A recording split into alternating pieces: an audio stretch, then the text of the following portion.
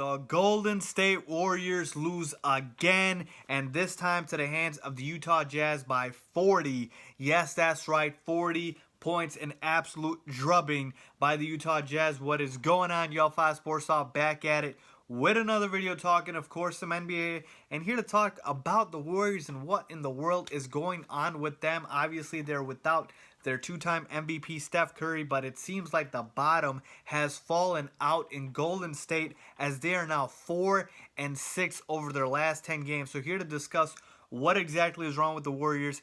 Is it fixable? Going into the playoffs, are they still the favorites to win the championship and all of that good stuff? So with that being said, I'm going to get right into it. So let's get started. So let's talk about the game real quick. Now, of course, it was a drubbing, okay? This game was over pretty much by halftime, okay? The Jazz just came around and smacked the Warriors in the face right from the get-go. 7 guys scored in double figures. And real quick about this Jazz team, before I even get into the Warriors and more detail about them, I do not want to play this Jazz team if I'm any Western Conference team this season. This Jazz team is tough, resilient.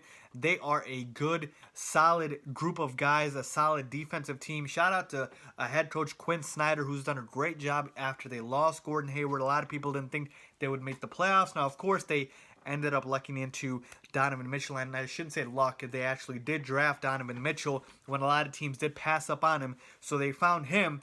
But the surrounding pieces with Donovan Mitchell have been very good for the Utah Jazz. Ricky Rubio is having a renaissance type of season. Rudy Gobert is arguably the defensive player of the year. Derek Favors has been solid. Jay Crowder has been a new player since he was traded to the Jazz. And so they've got a lot of scrappy, a lot of tough, defensive-minded guys. And I do not want to play this team if I am in the Western Conference and I'm in the playoffs. This is a tough team to play, especially in Utah. So the Jazz, shout out to them. They're having a hell of a season, and I'm happy to see them in the playoffs, but I'm not happy if I'm a Western Conference team to see them in the playoffs and especially match up with them in the first round, because I do think they are going to pose some teams major problems. But with that being said, let's go and move on to the Warriors. So what's wrong with Golden State? Now, obviously, Kevin Durant had an abysmal game, arguably his worst game of the season, just 13 points. Draymond Green, 4-3-3. He's been absolutely horrid since Steph Curry went down, and clearly not up to the level of play he's used to playing at. We're used to seeing him play at. Klay Thompson had a decent game, 23 points, really the only guy that had anything going.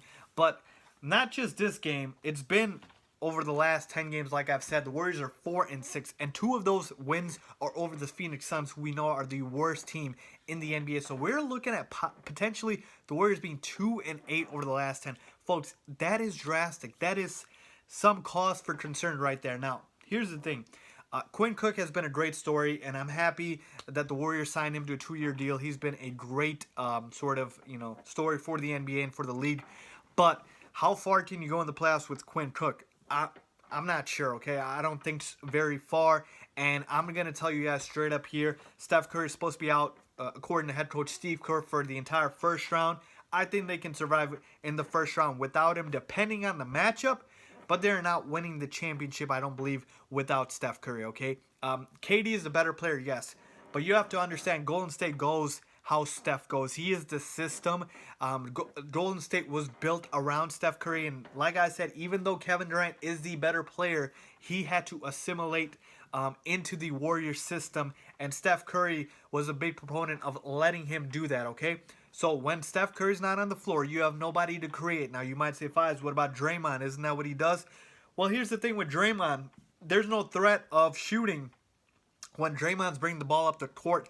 I'm not afraid of Draymond pulling up from 30, okay? I'm afraid if it's Steph Curry. So you take that away, now you got guys like Klay Thompson that are not getting open because defenses aren't focusing on Draymond Green as much. So really, you only have 2 floor spacers in KD and Klay Thompson, okay, as opposed to with Steph Curry. And we're not just talking about any floor spacer here. We are talking about Steph Curry, the greatest three-point shooter of all time, okay? So you have to take that into account.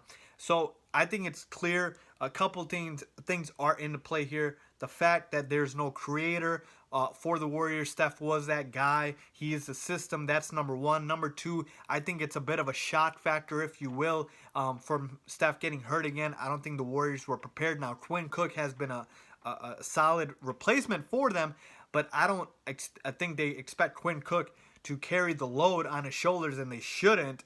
That is obviously not what he is capable of. But I do think the Warriors were not prepared for Steph Curry to go down, and now they're trying to, catch themselves back up. So with that being said, depending on who they match up in the first round, now they're locked into the second seed, and the rest of the seedings have yet to be decided. They could play OKC, they could play San Antonio, they could play the New Orleans Pelicans. If they play the Pelicans, I can see them beating the Pelicans. I can see them beating all three of these teams. But if I had to rank the teams that I do not want to see, I absolutely don't want to see Utah, okay? And I don't think they will. Utah is going to be too high of a seed for them to see Utah in the first round. I would most likely want to see the Pelicans. Yes, they've been playing well, but no DeMarcus Cousins. I think they can still beat the Pelicans easily, or maybe not easily, I should say. It'll be the easiest of those teams. And then you have San Antonio. Yes, I know no Kawhi Leonard, but you never want to sort of expect that to happen, if you will. If Kawhi Leonard magically shows up, now it's going to be a big issue for the Warriors. And it's always the Spurs. Popovich is always going to have those guys play hard, so I don't want to see the Spurs. And then, obviously, the OKC Thunder, I don't want to see either. So if I had to rank, though, it's going to be Pelicans number one, then Spurs, then OKC Thunder. I think if OKC matches up with Golden State, look out. Russell Westbrook is going to go ahead and look for blood, and there is blood on the Warriors right now as Steph Curry is hurt, and Russ Westbrook is going to be that shark who is going to try and attack and take advantage of that opportunity. Folks, the Warriors look vulnerable, okay? They do not look like the defending champion, and that is all because they are missing their leader in Steph Curry. So absolutely do think there is cause for concern for winning the championship, not to get out of the first round. I still expect them to beat whoever they face in the first round, though it is going to be a struggle depending on the matchup. And like I listed, those are the teams that they should want to play. And let's see who they end up getting matched up with. But definitely am worried, and you should be too if you're a Warriors fan, and you should be hoping Steph Curry is back ASAP. Now, Steve Kerr said he is out for the entire first round. Apparently, he's trying to get back as soon as possible, so maybe there's a chance he's back in the first round. He's got that grade 2, I believe, MCL sprain, so let's see what happens there. But like I said, folks, I don't see this team winning the championship without Steph Curry. I think Houston's too good. I think Portland can make some noise out there. You need this team at full strength, and you need Steph Curry, okay? They could have lost Klay Thompson. They could have lost Draymond Green.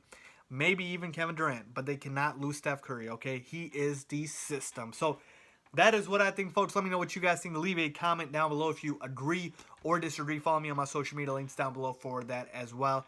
As always, thanks for watching. Don't forget to subscribe.